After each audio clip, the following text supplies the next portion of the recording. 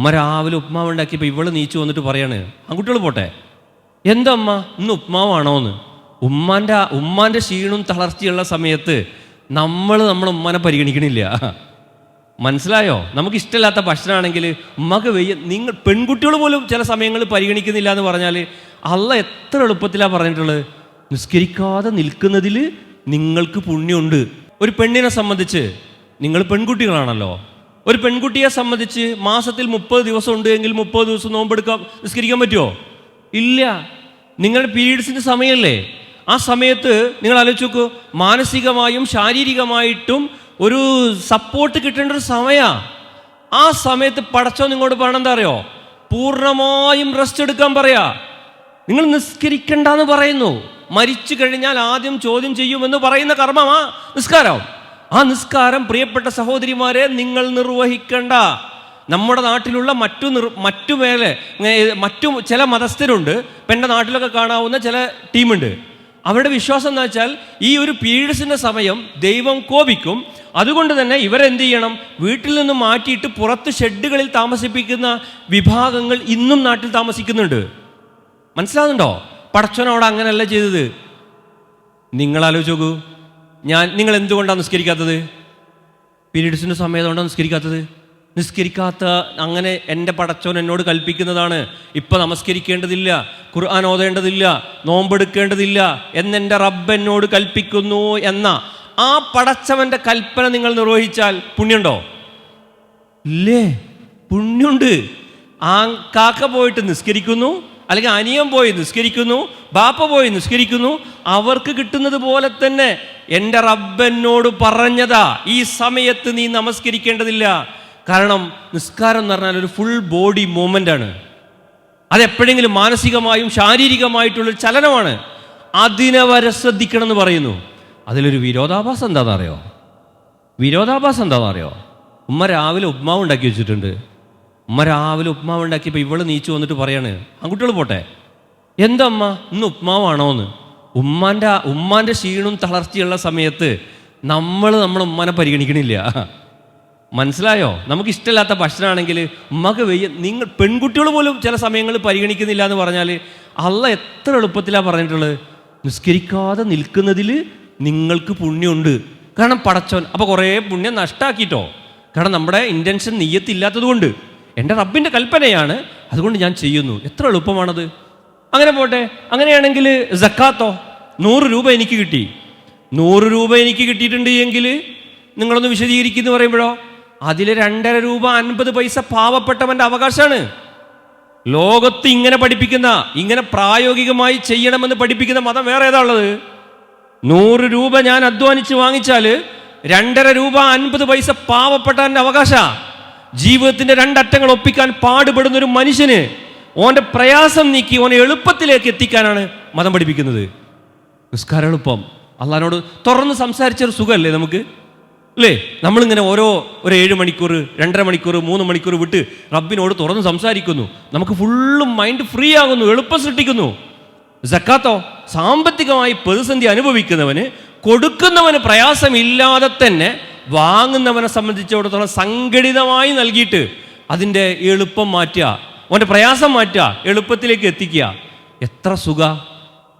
അപ്പം നിങ്ങൾ പറയും അങ്ങനെ സക്കാത്ത് ഓക്കെ, അതും ശരിയായി, എളുപ്പമാണ് സമൂഹത്തിൽ ഉണ്ടാക്കണേ, കൊടുക്കുന്നവനും പ്രയാസമല്ല, വാങ്ങുന്നവൻ്റെ പ്രയാസം മാറും ചെയ്യും. നോമ്പൊന്നും നിങ്ങൾ വിശദീകരിച്ചാണി 16-17 മണിക്കൂർ ഭക്ഷണമൊന്നുമില്ലാതെ അങ്ങനെ കഷ്ടപ്പെടില്ലേ? അതെ, അവിടെ പടച്ചോൻ തന്നെ പറഞ്ഞില്ലേ, യുരീദുല്ലാഹു ബിക്കുമുൽ യുസ്ർ, നോമ്പ് കൊണ്ട് പടച്ചോൻ ഉദ്ദേശിക്കുന്നത് എളുപ്പ. യാത്രക്കാരൻ നോമ്പെടുക്കാൻ പറഞ്ഞിട്ടുണ്ടോ? ഇല്ല. മറ്റൊരിക്കൽ നോമ്പ് നോറ്റി വീട്ടിയാൽ മതി. ആരോഗ്യ പ്രശ്നമുള്ളവന്, ഒരു കുട്ടിക്ക് പാല് കൊടുക്കുന്ന ഉമ്മയുണ്ട് എങ്കിൽ ഉമ്മ നോമ്പെടുക്കേണ്ടതുണ്ടോ? ഇല്ലേ, ഇല്ല. കാരണം എന്താ? ഉമ്മ നോമ്പെടുക്കേണ്ടതില്ല. കാരണം എന്താണ്? ഈ കുട്ടിയുടെ ആരോഗ്യത്തെ ബാധിക്കും, ഉമ്മയുടെ ആരോഗ്യത്തെ ബാധിക്കും. എത്ര കെയറാ ഇസ്ലാം നൽകുന്നത്. ബേസിക്കലി ഒരു സ്ത്രീ എന്ന് പറഞ്ഞാൽ, പ്രിയപ്പെട്ട മക്കളെ, ഒരു കെയർ സീക്കിംഗ് ആനിമലാ. ആണോ? അല്ലേ? ആണോ? ഞാൻ നിങ്ങളോടല്ലേ സംസാരിക്കുന്നത്. നിങ്ങൾ ബേസിക്കലി ഒരു കെയർ സീക്കിംഗ് ആനിമലാ. ആണോ? ആണൊരു റെസ്പെക്ട് സീക്കിംഗ് ആനിമലാ. ഓ ഉപ്പ, ഓ ഉപ്പ ഞാൻ അവിടെ പോട്ടെ. അപ്പം നിങ്ങൾ ഉപ്പാനോട് ചോദിച്ചു, ഉപ്പ ഞാൻ അവിടെ പോട്ടെ, വേണ്ട എന്ന് പറഞ്ഞാൽ, ഞാൻ പോയാൽ എന്താ എന്ന് ചോദിച്ചാൽ ഉപ്പ പിന്നെ നിങ്ങളെ പോകാൻ സമ്മതിക്കുമോ? ഇല്ല. അപ്പം തന്നെ നിങ്ങൾ പറഞ്ഞു നോക്കി, ഞാൻ പോകുന്നില്ലപ്പാ, ഞാൻ പോകാമെന്ന് വിചാരിച്ചത് എൻ്റെ കൂട്ടുകാരത്തിയോളം അവിടെ എത്തിയിട്ടുണ്ട്, അപ്പോൾ ഓലപ്പം എനിക്കൊന്ന് പോകാമെന്ന് വിചാരിച്ചിട്ടാണ്. ഇതേ ഉപ്പൻ എന്താ പറയുക? മോള് പോയിക്കോ എന്ന് പറയും. അതെന്താ? ബാപ്പ, അതാണ് ബാപ്പയുടെ ഒരു അവസ്ഥ എന്ന് പറഞ്ഞാൽ റെസ്പെക്ട് സീക്കിങ് ആനിമലാ. പെണ്ണോ അവരോട് എന്താ ചെയ്യുന്നത്? എടി നീ ഇന്ന് നല്ല കഷ്ടപ്പെട്ടില്ലേ, നല്ല പ്രയാസം ഉണ്ടായിട്ടുണ്ടല്ലേ എന്നൊരു ചോദ്യം ചോദിച്ചാൽ മതി. അവർക്ക് ആ ഒരു ചോദ്യം പരിഗണിച്ചു എന്നൊരു തോന്നലുണ്ടായാൽ മതി. കുടുംബ ബന്ധങ്ങളിലൊക്കെ ഏറ്റവും വലിയ പ്രശ്നം എന്താ? പടച്ചോൻ ഇങ്ങനെ സൃഷ്ടിച്ചിട്ടുള്ളത്. അവിടെയാണ് ഒരു വിരോധാഭാസം നാട്ടിൽ നടക്കുന്നത്. ആണ് പെണ്ണാകാനും പെണ്ണാണാകാനും നിലനിൽക്കുന്നു. ബയോളജിക്കലി പോലെ എങ്ങനെയാണ്? ഒരാൾ കെയർ സീക്കിംഗ് ആണ്, മറ്റേ റെസ്പെക്ട് സീക്കിംഗ് ആണ്. ഇവർ രണ്ടുപേരും റെസ്പെക്ട് സീക്കിംഗ് ഉള്ള മനുഷ്യനാണ് എന്ത് ചെയ്യുന്നത്? ഈ രീതിയിലേക്ക് മാറുന്നു, മറ്റേ ആൾ ഇതിലേക്ക് മാറുന്നു എന്ന് പറഞ്ഞിട്ട് ശരിക്കും വിരോധാഭാസങ്ങളാണ് ഉണ്ടാകുന്നത്. അപ്പം അവിടെയാണ് പടച്ചോൻ നിങ്ങളോട് പറയാണ്, നീ ഇപ്പം മുല കൊടുക്കുന്ന സമയമാണ്, അള്ള കെയർ ചെയ്യണ്ടോ, ഇപ്പം നോമ്പെടുക്കണ്ട. ഇനി വയസ്സായി, ആരോഗ്യ പ്രശ്നമുണ്ട്, ഓലോട് നോമ്പെടുക്കാൻ പറഞ്ഞോ? പിന്നെ നോറ്റ് വീട്ടാൻ പറഞ്ഞോ? ഇല്ല. അവരതിന് പകരമായിട്ട് എന്ത് ചെയ്താൽ മതി? പാവങ്ങൾക്ക് ഭക്ഷണം കൊടുത്താൽ മതി. അവിടെ നിങ്ങൾ ആലോചിച്ച് നോക്ക്, ഒരു നേരത്തെ ഭക്ഷണം കൊടുത്താൽ മതി. ആ നാട്ടിൽ കഴിക്കുന്ന ഭക്ഷണത്തിൻ്റെ ഒരു നേരം കൊടുത്ത് അവൻ്റെ നോമ്പ് നോറ്റ് വീട്ട്. എത്ര സുന്ദര! അതിലും അതിൻ്റെ അവസാനം നടക്കുന്നതും പാവപ്പെട്ടവനെ പരിഗണിക്കുകയാണ്. നമ്മളിവിടെയുള്ള ഏതെങ്കിലും പാവങ്ങളെ പരിഗണിക്കുന്നു, ചെയ്യുന്നു എങ്കിൽ നമ്മുടെ ആരാധന കർമ്മമാണത്, നമ്മുടെ റബ്ബുമായിട്ടുള്ള ബന്ധമാണത്, നമ്മുടെ ബാധ്യതയാണത്. അവൻ ചെയ്യുന്നത് കാണുമ്പോൾ നമുക്കുണ്ടാകുന്നൊരു സംതൃപ്തി ഉണ്ടല്ലോ. ആ സംതൃപ്തി എങ്ങനെ അറിയോ? എൻ്റെ റബ്ബ് എനിക്ക് പ്രതിഫലം നൽകുമെന്ന് പറയുന്ന വല്ലാത്ത പ്രതീക്ഷയാണത്. അതിൻ്റെ ഒരു സുഖം വേറെ. നിങ്ങൾ ആലോചിച്ച് നോക്കൂ. അപ്പോൾ അടുത്ത പ്രശ്നം ഹജ്ജോ? ഹജ്ജ് എല്ലാവരോടും കടം വാങ്ങിയിട്ട് ലോണൊക്കെ എടുത്ത് പോയി ചെയ്യാനാ പറഞ്ഞത്? അല്ല. സാമ്പത്തിക ശേഷിയുള്ളൊരു മനുഷ്യനോട് ഹജ്ജ് ചെയ്യാൻ പറഞ്ഞു. ആ ഹജ്ജിന് അർത്ഥം എന്താ? ഇവിടുന്ന് കുറേ പൈസക്ക് 6 ലക്ഷം 7 ലക്ഷമൊക്കെ ചിലവാക്കിയിട്ട് മക്കയിൽ പോയിട്ടുണ്ട് ചെയ്തു വരികയെന്നാ? അത് ചെയ്തതോടുകൂടി പൂർണ്ണമായി എന്നാണോ? അല്ല. റബ്ബിൻ്റെ വിളിക്കുത്തരം നൽകി, അവൻ്റെ സമ്പത്ത് ചെലവാക്കി, അവൻ ജനിച്ചവനെ പോലെയായി, അവൻ പൂർണ്ണാർത്ഥത്തിൽ തഖ്വ അങ്ങോട്ട് കൊണ്ടുപോയി തിരിച്ചു വരുന്ന സമയത്തും ആ സൂക്ഷ്മതാബോധത്തോടു കൂടി അവൻ്റെ മനസ്സിനെ മുഴുവൻ മാറ്റിയെടുക്കുന്ന ഒരു വിമലീകരണ പ്രക്രിയയുടെ പരിപൂർത്തീകരണമാണ് ഹജ്ജ് എന്ന് പറയുന്നത്. അവിടെ വ്യത്യസ്ത രാജ്യക്കാർ വരികയാണ്, നാട്ടുകാർ വരികയാണ്, വ്യത്യസ്ത സ്വഭാവമുള്ള ആളുകൾ വരികയാണ്. ഇവരൊക്കെ വരുന്ന സമയത്തും അവർ കിടക്കുന്നത് മുഴുവൻ ആ മണലിലാണ്. എല്ലാവരും കിടക്കുന്നത് മണലിലാണ്. എല്ലാവരുടെയും വാക്കിൽ ഉച്ചരിക്കുന്നത് ഒന്നാണ്. കറുത്തവനെന്നോ വെളുത്തവനെന്നോ, ഈ ഓഡിറ്റോറിയത്തിലിരിക്കുന്ന 1000-ലധികം കുട്ടികളുണ്ടല്ലോ നമ്മൾ, ഈ കുട്ടികൾ വരെ നിങ്ങളൊന്ന് ആലോചിച്ച് നോക്കൂ. വ്യത്യസ്ത ഡ്രസ്സ് ധരിച്ചിട്ടുണ്ട് എങ്കിൽ അവിടെ അങ്ങനെയല്ല. ഒരാണെന്ന് പറഞ്ഞാൽ എല്ലാവരും ഒരേ രീതിയിലാണ്. അത്രമാത്രം കീഴൊതുങ്ങി. അതെല്ലാവരും കടം വാങ്ങി നിർവഹിക്കേണ്ട ഒരു കർമ്മമല്ല. ആയുസ്സത്തിൽ ഒരിക്കൽ നിർവഹിച്ചാൽ മതി. അത് നിർവഹിക്കുന്നത് ആത്മികവും മികവോട് കൂടിയിട്ടായിരിക്കണം നിർവഹിക്കേണ്ടത് എന്ന് പടച്ചോൻ്റെ കൽപ്പന. നിങ്ങൾ ആലോചിച്ച് നോക്കൂ. അപ്പോൾ മതം എളുപ്പമാണ്, അതിലെ വിശ്വാസം അതിനേക്കാൾ എളുപ്പമായി പഠിപ്പിക്കുന്നുണ്ട് അല്ലേ? ഇപ്പം നിങ്ങൾ ആലോചിച്ച് നോക്ക്. വിശ്വാസത്തിൽ തന്നെ ഇപ്പം എൻ്റെ പിതാവ് മരണപ്പെട്ടു, അള്ളാഹു പാപങ്ങൾ പുറത്തു കൊടുക്കുവാറട്ടെ. എൻ്റെ മനസ്സിലെ പ്രതീക്ഷ എന്താ? എൻ്റെ ബാപ്പയായിട്ട് എല്ലാ ബന്ധം കഴിഞ്ഞു എന്നാ എൻ്റെ വിശ്വാസം? അല്ല. എൻ്റെ ബാപ്പാൻ എനിക്ക് കാണാൻ പറ്റും, വേറൊരു ജീവിതമുണ്ട്. ഞാൻ കോട്ടക്കൽ ചങ്കുവട്ടിയിൽ ഇറങ്ങിയിട്ട് ബസ് സ്റ്റോപ്പിൽ നിൽക്കുമ്പോൾ എന്താ മനസ്സിലെ ചിന്ത എന്താ? ബസ് സ്റ്റോപ്പിൽ നിൽക്കുമ്പോൾ എന്താ മനസ്സിലെ ചിന്ത എന്താ? ഞാൻ അവിടെ തന്നെ നിൽക്കണമെന്നാ? ഒരു ബസ് കാത്തിക്കുകയാണ്. എയർപോർട്ടിൽ നിൽക്കുന്ന സമയത്ത് ഒരു ഫ്ലൈറ്റിന് വെയിറ്റ് ചെയ്യുകയാണ്, റെയിൽവേ സ്റ്റേഷനിൽ വെയിറ്റ് ചെയ്യുക. ഇപ്പം നമ്മളോ നമ്മുടെ ശാശ്വതമായ ഒരു ജീവിതത്തെ വെയിറ്റ് ചെയ്യുക. അപ്പോൾ ചില നിയമങ്ങൾ നമ്മൾ പാലിക്കണം, എങ്കിൽ നമ്മുടെ യാത്ര നമുക്ക് എളുപ്പമാവും. അത് നമ്മുടെ എവർ ലാസ്റ്റിംഗ് കരിയറാണ്. അവിടെ നമ്മൾക്ക് എത്താം, നമ്മുടെ കുടുംബത്തിലേക്ക് എത്താം. എത്ര സുന്ദരമാ, എന്തൊരു സമാധാനമാ. ഒരാൾ മരിച്ചാൽ നമുക്ക് സ്വസ്ഥതയല്ലേ? ഇനി എന്തെങ്കിലും നമ്മൾ പ്രതീക്ഷിച്ചു, നമുക്ക് ലഭിച്ചില്ല. നിങ്ങൾ ആലോചിച്ച് നോക്കൂ. എൻ്റെ റബ്ബ് എന്നെ ഇഷ്ടപ്പെടുന്നു, എൻ്റെ റബ്ബ് എനിക്കത് നൽകാത്തത് എന്നെക്കാൾ അധികം എന്നെക്കുറിച്ച് അറിയുന്ന എൻ്റെ റബ്ബാ. പ്രയാസമുണ്ടോ? ഇല്ല. ചെയ്യേണ്ടത് മുഴുവൻ ചെയ്തു, മാക്സിമം പരിശ്രമിച്ചു. നമ്മൾ വിചാരിച്ച രീതിയിൽ കിട്ടിയില്ല. എൻ്റെ റബ്ബ് എനിക്കിത്രേ വിധിച്ചിട്ടുള്ളൂ, കുഴപ്പമില്ല. ഇങ്ങനെ ചിന്തിച്ച് നമ്മുടെ മനസ്സിനെ പാകപ്പെടുത്താൻ പറ്റുന്ന ഇത്ര സുന്ദരമായ ഒരു സാധനം നിങ്ങൾ ആലോചിച്ച് നോക്കൂ. അപ്പം ഞാൻ അടുത്തൊരു പ്രശ്നം കേട്ടോ. മതം മതം എളുപ്പം, മതത്തിൽ വിശ്വാസം എളുപ്പം. അത് പഠിപ്പിക്കാൻ വന്ന പ്രവാചകൻ എളുപ്പം. ആ പ്രവാചകന്റെ ഉത്തരവാദിത്വം നിർവഹിക്കാനായിട്ട് യമനിലേക്ക് പറഞ്ഞയച്ചവരോടും പറഞ്ഞത് എന്താ? നിങ്ങൾ എളുപ്പം സൃഷ്ടിക്കണം എന്ന് പറഞ്ഞു അല്ലേ? ഇനി അനുഷ്ഠാനങ്ങൾ മൊത്തത്തിലെടുത്ത് നോക്കുന്ന സമയത്ത് ഓരോന്നും നിർവഹണങ്ങളിലൂടെ എളുപ്പം സൃഷ്ടിക്കുന്നു. ഇത് നിസ്കരിക്കുന്ന നമുക്കേ, ഇതൊന്ന് പുലർച്ചെ എഴുന്നേറ്റ് തഹജ്ജുദ് നിസ്കരിക്കുന്ന സമയത്ത് നമ്മുടെ റബ്ബിനോടൊക്കെ ഇങ്ങനെ ഓരോന്ന് പറയുമ്പോണ്ടല്ലോ നമുക്കിട്ടൊരു സംതൃപ്തി ഇല്ലേ? ഉണ്ടോ ഇല്ലേ? ഞാൻ ഇന്നെൻ്റെ വയനാട്ടിൽ മുട്ടിലിരുന്നിട്ട് പടച്ചവനെ റബ്ബെ ഞാൻ ഇന്ന് പോയിട്ട് എൻ്റെ മക്കളോട് സംസാരിക്കുന്നുണ്ടല്ലോ, ആ കുട്ടികൾക്കത് ഉപകാരപ്പെടണേ, പറഞ്ഞതിൻ്റെ പേരിൽ നാഥാ നീ എന്നെ ശിക്ഷിക്കരുതേ, എൻ്റെ മനസ്സിനെ വഞ്ചിച്ചൊന്നും പറയരുതേ എന്ന് എല്ലാവരും ഉറങ്ങിക്കിടക്കുന്ന സമയത്ത് കൈ ഉയർത്തി റബ്ബിനോട് പ്രാർത്ഥിക്കുമ്പോൾ കിട്ടുന്നൊരു സുഖമുണ്ട്. ഇത് നിസ്കാരമൊന്നും ഇല്ലാത്തവരാണ് നമ്മളോട് പറയണത് അത് നിങ്ങൾക്ക് പ്രയാസ. നമ്മളിത് ഓരോ ദിവസവും എന്ത് ചെയ്യാണ്? ഇത് ആസ്വദിച്ചു കൊണ്ടിരിക്കുക ആണോ അല്ലേ?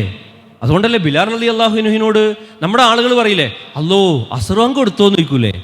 എന്നാ ബിലാൽ റളിയല്ലാഹുവിനോട് പ്രവാചകൻ സല്ലല്ലാഹു അലൈഹി വസല്ലം പഠിപ്പിച്ചത് എന്താ അറിയോ? ബിലാലേ, ആ സന്തോഷദായകമായ നിസ്കാരം എന്ന് പറഞ്ഞ ഉത്സവമല്ലേ, അതിൻ്റെ സമയം പെട്ടെന്ന് ബാങ്ക് കൊടുക്ക് ആയില്ലേ, എനിക്ക് എൻ്റെ റബ്ബിനോട് സംസാരിക്കാൻ. ഇങ്ങനെ നിങ്ങൾ ആലോചിച്ച് നോക്കുക, അങ്ങനെ അവരെ നമസ്കാരത്തെ കണ്ടത്. എങ്കിൽ മതമെളുപ്പം, മതത്തിലെ പ്രവാചകൻ എളുപ്പം, പ്രവാചകന്റെ ദൂതന്മാരെളുപ്പം, ആ പ്രവാചകൻ തന്നെ എളുപ്പം സൃഷ്ടിക്കാൻ വന്നു എന്ന് പറഞ്ഞു. ഇവിടെ ഒരു വില്ലൻ നിലനിൽക്കുന്നുണ്ട്. അത് ആരാറിയോ? എളുപ്പം വിശ്വസിക്കുന്ന, എളുപ്പം അനുഷ്ഠിക്കുന്ന, ആ എളുപ്പം അനുഷ്ഠിക്കാനായി വന്ന പ്രവാചകനെ പിൻപറ്റുന്ന നമ്മളുണ്ടല്ലോ, നമ്മളിലൂടെ നമ്മൾ അടുത്തിരിക്കുന്ന ആളുകൾക്ക് പ്രയാസം സൃഷ്ടിക്കുന്ന ആളായാലോ? മനസ്സിലായോ? കുറുങ്ങാസിൽ മുമ്പിൽ ബെഞ്ചിൽ പോയിരിക്കുക, പറയണ കാര്യങ്ങളൊക്കെ എഴുതുക, വെളിച്ചൊക്കെ വൃത്തിയായിട്ട് പഠിക്കുക, വീട്ടിലെത്തിക്കഴിഞ്ഞാൽ മരുമകളോട് മോശമായിട്ട് പെരുമാറുക, മക്കളോട് മോശമായിട്ട് പെരുമാറുക അല്ലേ, ഭർത്താവിനോട് മോശമായിട്ട് പെരുമാറുക, ഭാര്യയോട് മോശമായിട്ട് പെരുമാറുക. അപ്പോ ഈ വിശ്വാസത്തിനാണോ പ്രശ്നം? അവൻ വിശ്വസിക്കേണ്ട രീതിയിൽ വിശ്വസിക്കാത്തതിനാണോ പ്രശ്നം? പറയുങ്ങള് നമുക്കല്ലേ പ്രശ്നം? നമ്മളിതിനിങ്ങനെ നമ്മളിലൂടെ ഒരാൾക്ക് ഒരു പ്രതിസന്ധി സൃഷ്ടിക്കാൻ പാടില്ലല്ലോ. നമ്മൾ പോകേണ്ട വഴി ഇങ്ങനെയാണ്, എല്ലാവർക്കും എളുപ്പം സൃഷ്ടിച്ചുകൊണ്ട് അതാണ് എൻ്റെ ഹലാൽ, അതാണ് എൻ്റെ വൈബ്, അതാണ് എൻ്റെ ട്രെൻഡ്, അതിലേക്ക് ഞാൻ എത്തേണ്ടത് നമുക്ക് തിരിച്ച് ബോധ്യമുണ്ട്. ഞാൻ ളുഹർ നമസ്കരിച്ച് കഴിഞ്ഞാൽ സുബഹിയുടെയും ളുഹറിൻ്റെയും ഇടയിലുള്ള എൻ്റെ പാപങ്ങൾ പൊറുക്കാനാണ് ഞാൻ നിസ്കരിക്കുന്നത്. അല്ലാതെ നിസ്കരിച്ചോ, നിസ്കരിച്ചു എന്ന് പറയാനാണോ? അല്ല, റബ്ബിനോട് തുറന്ന് സംസാരിക്കുക. പടച്ചോനെ റബ്ബെ, ഞാൻ എൻ്റെ ഉപ്പനോട് ചെയ്തത് ശരിയായില്ലല്ലോ, ഞാൻ എൻ്റെ ഉമ്മനോട് ചെയ്തത് ശരിയായില്ലല്ലോ, എൻ്റെ ആരും അറിയാത്ത എൻ്റെ നോട്ടം, രഹസ്യ പരസ്യ ജീവിതം എന്ന് പറഞ്ഞില്ലേ, ഇന്ന് രഹസ്യ ജീവിതത്തിന് മുമ്പത്തെക്കാൾ അധികം സെക്യൂരിറ്റി ഉണ്ടല്ലോ. ഭരതം മനസ്സിലാവുണ്ടോ? ഈ ഒരു പ്രായത്തിലുള്ള കുട്ടികളൊക്കെ ഏറ്റവും അധികം നിങ്ങളുടെ പേരൻസിന് വല്ലാത്ത ഫീൽ ഉണ്ടാകുക എങ്ങനെ അറിയോ? ഇപ്പം എനിക്ക് 4 മക്കളുണ്ട്. നിങ്ങൾ ആരെങ്കിലും ഉപ്പാൻ്റെ ഉമ്മാൻ്റെ അടുത്തുനിന്ന് എന്തെങ്കിലും ഒന്ന് ഹൈഡ് ചെയ്യുന്നു എന്ന ഫീൽ ഓർക്കുന്നുണ്ടെങ്കിലുണ്ടല്ലോ, നിങ്ങൾ മറച്ചു വെക്കുന്നു എന്നല്ല, ചില നിങ്ങൾ സ്കിപ്പ് ചെയ്യുന്നു എന്ന ഫീൽ ഉണ്ടെങ്കിലുണ്ടല്ലോ, എൻ്റെ കുട്ടി എന്താ ഇങ്ങനെയെന്ന് കിടന്നാലും തിരിഞ്ഞു കിടക്കുമ്പോഴും മറഞ്ഞു കിടക്കുമ്പോഴും ആ പാവങ്ങൾ ഓർക്കും. അപ്പോൾ അവിടെ എന്താ നമ്മൾ ചെയ്യേണ്ടി അറിയോ? എളുപ്പം വിശ്വസിക്കുന്ന, എളുപ്പം അനുഷ്ഠിക്കുന്ന, എളുപ്പം പഠിപ്പിക്കാൻ വന്ന പ്രവാചകനെ പിൻപറ്റുന്ന, ആ എളുപ്പത്തിൽ നിൽക്കുന്ന നമ്മളിലൂടെ ആളുകൾക്ക് എളുപ്പമുണ്ടാകണം. അതിന് നിർബന്ധമായിട്ട് നമ്മുടെ മൈൻഡ് സെറ്റിംഗ് എന്ത് ചെയ്യണം? മാറ്റണ്ടേ? പോണ വഴി സമാധാനം കിട്ടുന്നതാണോ? എളുപ്പാ. നിങ്ങൾ ആലോചിച്ച് നോക്ക്, കാണുമ്പോൾ അസ്സലാമു അലൈക്കും, എടി നിനക്ക് സമാധാനം ഉണ്ടാകട്ടെ, തിരിച്ച് മറുപടിയോ വലൈക്കും അസ്സലാം വറഹ്മത്തുള്ള, നിനക്ക് സമാധാനം ഉണ്ടാകട്ടെ, അതോടൊപ്പം എന്താണ്? കാരുണ്യം ഉണ്ടാകട്ടെ. പറഞ്ഞില്ലേ? പറഞ്ഞു. അതൊക്കെ പറഞ്ഞു കഴിഞ്ഞതിന് ശേഷേ അതിൻ്റെ അർത്ഥം എന്താണെന്നറിയോ? പ്രിയ സഹോദരി, ഞാനിപ്പോൾ നിന്നോട് ഇപ്പോൾ സലാം പറയുകയാണെങ്കിൽ, പ്രിയ സഹോദരി, ഞാൻ നിനക്ക് പ്രയാസം ഉണ്ടാക്കുന്ന ഒരു കാര്യം എന്നിൽ നിന്ന് വരൂല, എന്നിൽ നിന്ന് നിനക്ക് സമാധാനമുള്ള കാര്യങ്ങൾ മാത്രമേ വരുള്ളൂ. തിരിച്ചു മറുപടി വലൈക്കും അസ്സലാം വറഹ്മത്തുള്ള, പ്രിയ സഹോദരി, ഞാൻ നിനക്ക് സമാധാനം ഉണ്ടാക്കുമെന്ന് മാത്രമല്ല, എൻ്റെ വാക്കുകൊണ്ടോ എൻ്റെ പ്രവർത്തനങ്ങൾ കൊണ്ടോ നിനക്കൊരു പ്രതിബന്ധം ഉണ്ടാക്കൂല, നിനക്ക് ലഭ്യമാകേണ്ട എല്ലാ പരിഗണനകളും ഞാൻ നൽകും. നമ്മൾ ആലോചിച്ച് നോക്ക്, എത്ര സുഖ. ഇതിനെ പ്രാക്ടീസ് ചെയ്യുക എന്നതാണ് നമ്മുടെ ഏറ്റവും പ്രാധാന്യം ഉണ്ടാകേണ്ടത്. ഇത് പ്രാക്ടീസ് ചെയ്യുക, നമ്മളിലൂടെ എളുപ്പം സൃഷ്ടിക്കണം, നമ്മളിലൂടെ പ്രയാസം ഉണ്ടാകാൻ പാടില്ല, നമ്മളിലൂടെ സ്വസ്ഥത മാത്രം ഉണ്ടാകണം. എവിടെയും എന്തും നമ്മുടെ റബ്ബിനോട് തുറന്നു പറയാൻ നമുക്ക് സാധിക്കണം. നമ്മളൊരാൾ മനസ്സിലാക്കി കഴിഞ്ഞാൽ ഓന് ഒരു IGM കാരിയാണ്, അവളൊരു IGM കാരിയാണെന്ന് മനസ്സിലാക്കിയാൽ IGMൻ്റെ ഒരു ബാനറോ അല്ലെങ്കിൽ ഒരു പേരോ തൂക്കിയിടുന്നത് കൊണ്ടല്ല, മെമ്പർഷിപ്പിലല്ല, നമ്മൾ അവരടുത്തറിയണം. ആ അടുത്തറിയുന്ന സമയത്ത് അവർക്ക് എളുപ്പമേ നമ്മിൽ നിന്നുണ്ടാകാൻ പാടുള്ളൂ. വാക്കുകൊണ്ട്, പ്രവർത്തനങ്ങൾ കൊണ്ട്, ചിന്തകൾ കൊണ്ട് പോലും എന്ത് ചെയ്യാൻ പാടില്ല, നമ്മളൊരാളെ വേദനിപ്പിക്കാൻ പാടില്ല, കഷ്ടപ്പെടുത്താൻ പാടില്ല. അപ്പം അങ്ങനെ ജീവിക്കുമ്പോൾ ഈ മതം എത്ര സുന്ദരമായിരിക്കും. സമാധാനം കിട്ടുമോ? നമുക്ക് കിട്ടുമോ? മനസ്സിലൊരു വെറുപ്പായിട്ട് ഇങ്ങനെ നടക്കുകയാണെങ്കിൽ, കാണുമ്പോൾ ചിരിച്ചാൽ പോലും ഉള്ളിൽ വെറുപ്പാണെങ്കിലോ ആ നിസ്കാരം കൊണ്ട് കാര്യമുണ്ടോ? ഇല്ലല്ലേ? അപ്പം മനസ്സ് ഫുള്ള് ഫ്രീ ആക്കിയാലോ ഒരു പ്രയാസവും ഇല്ല, ആരോടും വെറുപ്പില്ല. നിങ്ങൾ ആലോചിച്ച് നോക്കൂ, നബി സല്ലല്ലാഹു അലൈഹി വസല്ലമയുടെ സദസ്സിലേക്ക് പ്രവാചകൻ പറഞ്ഞില്ലേ, ഒരാൾ സദസ്സിലേക്ക് കയറി വന്നപ്പോൾ അയാൾ സ്വർഗത്തിലാന്ന് പറഞ്ഞു. പിന്നെ മറ്റൊരിക്കലും പറഞ്ഞു, ഇനി ഒരാൾ വരുന്നുണ്ട് അയാൾ സ്വർഗത്തിലാന്ന് പറഞ്ഞു. ഇത് ആരാ നോക്കിയപ്പോൾ ഒരു സാധാരണ മനുഷ്യനാ. എന്താന്ന് അയാളെക്കുറിച്ച് സഹാബികൾ പഠിച്ചപ്പോൾ എന്താ മനസ്സിലായത് അറിയോ? അയാൾ പറഞ്ഞു ഒരേ ഒരു കാര്യം എന്താ അറിയോ? നമ്മൾ പഠിച്ച ചരിത്ര, എൻ്റെ മനസ്സിൽ ഒരാളോടും ഒരു വെറുപ്പും വിദ്വേഷവും ഇല്ല. എനിക്കിപ്പോൾ ഒരാളോട് ദേഷ്യം ഉണ്ടെങ്കിൽ ഞാൻ ഈ കോട്ടക്കുന്ന് കയറി കോഴിക്കോട്, വയനാട്, മുട്ടിൽ എവിടൊക്കെ പോകുന്നുണ്ടോ അവിടെയൊക്കെ ഈ ദേഷ്യേറ്റ് പോവുകയാണെങ്കിൽ ആർക്കാ സന്തോഷം ഉണ്ടാകുക? പിശാച്ചിനാണോ പടച്ചോനാണോ? പിശാച്ചിനല്ലേ? മൂപ്പരെ സന്തോഷിപ്പിക്കുന്ന കുറേ പണി നമുക്കുണ്ടെങ്കിൽ നമ്മുടെ മതം എന്ന് പറഞ്ഞാൽ നമുക്ക് പ്രാക്ടീസ് ചെയ്യാൻ കഴിയില്ല. ദഅവത്ത് എന്ന് പറഞ്ഞാൽ ശരിക്കും എന്താണെന്നറിയോ നിങ്ങൾ? ദഅവത്ത് എന്ന് പറഞ്ഞാൽ എവിടെയെങ്കിലും ഒരു മൈക്ക് കെട്ടിയിട്ട് കുറേ പ്രസംഗിക്കലല്ല. പ്രസംഗിക്കുന്നവനും അത് സംഘടിപ്പിക്കുന്നവൻ്റെയും ജീവിതമാണ് യഥാർത്ഥ ദഅവത്ത് എന്ന് പറയുന്നത്.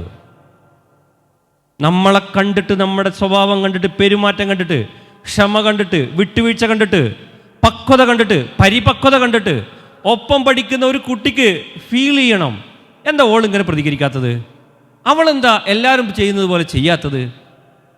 എനിക്കങ്ങനെ ചെയ്യാൻ പാടില്ല, എൻ്റെ റബ്ബ് എന്നെ അങ്ങനെ പഠിപ്പിക്കുന്നില്ല, എൻ്റെ പ്രവാചകൻ അങ്ങനെ പഠിപ്പിക്കുന്നില്ല, എൻ്റെ റബ്ബ് എന്നെ എപ്പോഴും നിരീക്ഷിക്കുന്നുണ്ട്, എനിക്കെൻ്റെ റബ്ബിനെ എപ്പോഴും കാണാം, എൻ്റെ റബ്ബിനോട് എനിക്ക് സംസാരിക്കാം, എൻ്റെ ദുഃഖ സന്തോഷങ്ങൾ എൻ്റെ എല്ലാം പറയാമെങ്കിൽ ഞാൻ എവിടെ പോകുന്നുണ്ടെങ്കിലും ആ റബ്ബെന്നെ കാണുന്നുണ്ട് എന്ന കൃത്യമായ ബോധ്യം ഉണ്ടാകണം. ഈ നാഷണൽ ഹൈവേയിൽ ഇങ്ങനെ പോകുമ്പോൾ നിങ്ങളെ വണ്ടിയുടെ സ്പീഡ് കാണുമ്പോൾ ഡ്രൈവർമാരൊക്കെ ഒന്ന് ചവിട്ടൂലേ? അഥവാ അവിടെ ഒരു നിരീക്ഷണ ക്യാമറയുണ്ട് എന്നുള്ളത് കൊണ്ടല്ലേ അവർ ജസ്റ്റ് കാല് ബ്രേക്കിലൊന്ന് കൊടുക്കണ്? ആണോ? അല്ലേ? ആണല്ലോ, ആണ്. നമ്മളെപ്പോഴും നിരീക്ഷിക്കുന്നുണ്ട് എന്നുള്ള ബോധ്യം നമുക്കുണ്ടെങ്കിലോ? ഇങ്ങനെ ജീവിക്കുന്നത് സുഖാണോ ദുഃഖാണോ? നമ്മുടെ മൈൻഡ് ഫ്രീ ആക്കി, എല്ലാം ഫ്രീ ആയി, മനസ്സിനെ വഞ്ചിച്ചൊന്നും ചെയ്യുന്നില്ല, റബ്ബുമായിട്ടെല്ലാം പറയുന്നു, നമുക്ക് ലഭ്യമായതിൽ സംതൃപ്തിയുണ്ട്, അതിനപ്പുറത്തെ ഒരു പ്രയാസം ഉണ്ടാക്കുന്നില്ല, നമ്മൾ ഓരോന്നും കൃത്യമായി പാലിക്കുന്നു, എൻ്റെ ജീവിതത്തിനൊരു ലക്ഷ്യമുണ്ട്, അത് മരിച്ചതിന് ശേഷം ഞാൻ എൻ്റെ റബ്ബ് ചോദിക്കുന്ന സമയത്ത് എനിക്ക് ഉത്തരം പറയേണ്ടതുണ്ട്, എൻ്റെ ജീവിതം അവിടെ ഒരു ദുഃഖവും സങ്കടവും ഒന്നുമില്ലാത്തൊരു ജീവിതം അവിടെ തുടങ്ങുകയാണ്, ആ ജീവിതത്തിൽ എനിക്ക് സമാധാനവും സ്വസ്ഥതയും ലഭിക്കണമെങ്കിൽ, എൻ്റെ ജീവിതമെന്ന് പറയുന്ന ലക്ഷ്യമെത്തുന്ന സ്വർഗത്തിൽ ഞാൻ എത്തണമെങ്കിൽ ഇവിടെ കുറച്ച് ഞാൻ ക്ഷമിക്കണം, ഇവിടെ ചില നിയമങ്ങൾ ഞാൻ പാലിക്കണം. ഇവിടെ വൺ വേ കട്ട് ചെയ്തിട്ട് വണ്ടി ഓടിച്ചാൽ, എക്സിറ്റിലൂടെ എൻട്രി എടുത്താൽ പ്രശ്നമാണോ? അല്ലേ? ആണല്ലോ. എങ്കിൽ നമ്മുടെ ജീവിതത്തിന് അതൊന്നും പറ്റൂല. ജീവിതത്തിൽ എല്ലാവരും സ്വതന്ത്രരാണ്, എങ്ങനെ ജീവിക്കാന്നാ? അല്ലല്ലോ. അതിലും ചില നിയമങ്ങളുണ്ടാകണം. ആ നിയമങ്ങൾ എന്തിനാ? ട്രാഫിക് നിയമം എന്തിനാ? സുരക്ഷിതത്വത്തിനാണ്. എന്നാൽ ഇസ്ലാം പഠിപ്പിക്കുന്ന എല്ലാ കാര്യം, ഇപ്പോൾ പന്നി നമുക്ക് കഴിക്കാൻ പാടില്ല, പന്നി കഴിക്കാൻ പാടില്ല. ഹലാലോ ഹറാമോ? ഹറാമാണ്. എന്നാൽ ഓൻ്റെ ആരോഗ്യത്തിൻ്റെ വിശപ്പും വന്നു, മതവും വന്നു. അങ്ങനെ പറഞ്ഞാൽ എങ്ങനെ അറിയോ? എനിക്കിപ്പോൾ ഭക്ഷണം കിട്ടിയിട്ടില്ലെങ്കിൽ മരിച്ചു പോകുമെന്ന് പറയുന്ന ഓൻ്റെ ജീവന് ഭീഷണിയിൽ ഒരവസരം വന്നു. ജീവന് ഭീഷണിയാണ്, ഇപ്പം കഴിച്ചില്ലെങ്കിൽ മരിക്കും, അത്രയും അതുവരെ ഭക്ഷണം കിട്ടിയിട്ടില്ല, അവൻ്റെ മുമ്പിൽ പന്നി മാംസം മാത്രമേ ഉള്ളൂ. അപ്പോൾ അവിടെ ഏതിനാ പ്രാധാന്യം?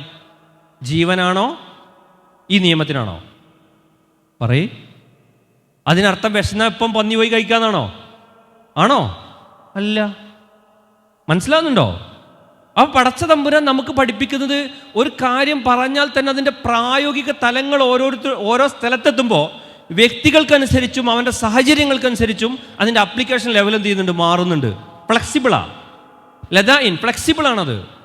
അപ്പോൾ ഈ ഫ്ലെക്സിബിലിറ്റി എന്ന് പറയുന്ന ഈ സാധനം ആസ്വദിക്കാൻ നമുക്ക് സാധിക്കണം. നമ്മുടെ പ്രശ്നം എന്താ അറിയോ? നമ്മുടെ ബാപ്പ മുസ്ലിമായി, ഉമ്മ മുസ്ലിമായി, ഒരു സ്ട്രക്ചറിൽ നമ്മൾ വളർന്നു വന്നു. നിസ്കരിച്ചോ? നിസ്കരിച്ചു. ചെയ്തു.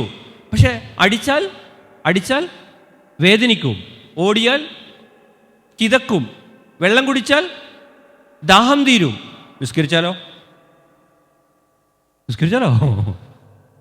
നിസ്കരിച്ചാലോ? അതാണ് ഇതിന് ഉത്തരം നമ്മൾ കണ്ടെത്തണ്ടേ. ആ ഉത്തരം എന്താ? എൻ്റെ ജീവിതത്തെ മുഴുവൻ നേരത്തെ തുടക്കത്തിൽ പറഞ്ഞതുപോലെ ഒന്ന് റീഫ്രഷ് ചെയ്യണം. എൻ്റെ റബ്ബുമായുള്ള കണക്ടിവിറ്റി സജീവാക്കണം. അങ്ങനെ ജീവിച്ചാൽ സ്വസ്ഥമായി നമുക്ക് ജീവിക്കാൻ പറ്റും. നമ്മുടെ ഉമ്മാക്ക് നമ്മുടെ പേരിൽ അഭിമാനം ഉണ്ടാവും, നമ്മുടെ ഉപ്പാക്ക് നമ്മുടെ പേരിൽ അഭിമാനം ഉണ്ടാവും. കഴിഞ്ഞില്ല.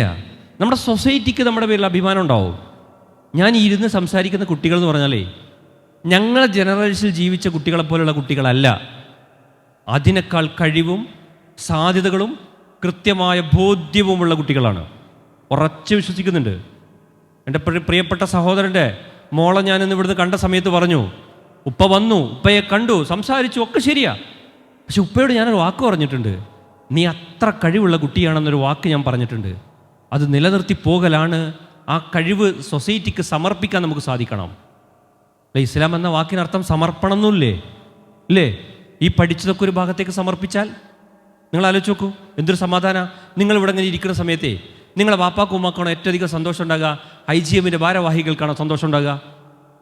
പറയ്. വാപ്പാക്കും ഉമ്മാക്കും ഉണ്ടാവും, IGM-ൻ്റെ ഭാരവാഹികൾക്കൊരു സന്തോഷം ഉണ്ടാവും. അതെന്താണെന്നറിയോ? നിങ്ങളിവിടെ എത്താൻ ഓരോരോ സമയം കുറേ സ്പെൻഡ് ചെയ്തിന്. ഈ സമർപ്പണം എന്നുള്ളതിന് ഇസ്ലാം തന്നെ വാക്കിലർത്തേ. അപ്പോൾ കിട്ടുന്നൊരു ഫീലുണ്ട്.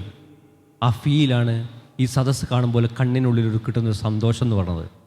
ഇങ്ങനെ ഈ മതത്തെ കൃത്യമായിട്ട് പാലിക്കാൻ നമുക്ക് പറ്റുന്നുണ്ട് എങ്കിൽ, നിങ്ങളുടെ ചിന്തകൾ നിങ്ങൾക്ക് മാറ്റാൻ സാധിക്കുന്നുണ്ട് എങ്കിൽ, നമ്മുടെ സ്വസ്ഥമായി നമുക്ക് ജീവിക്കാൻ സാധിക്കുന്നുണ്ട് എങ്കിൽ, പ്രിയപ്പെട്ട മക്കളെ, മതം എളുപ്പമാണ്, അത് പഠിപ്പിക്കാൻ വന്ന പ്രവാചകൻ എളുപ്പമാണ്, അതിൻ്റെ വിശ്വാസം എളുപ്പമാണ്, അനുഷ്ഠാനങ്ങൾ എളുപ്പമാണ്.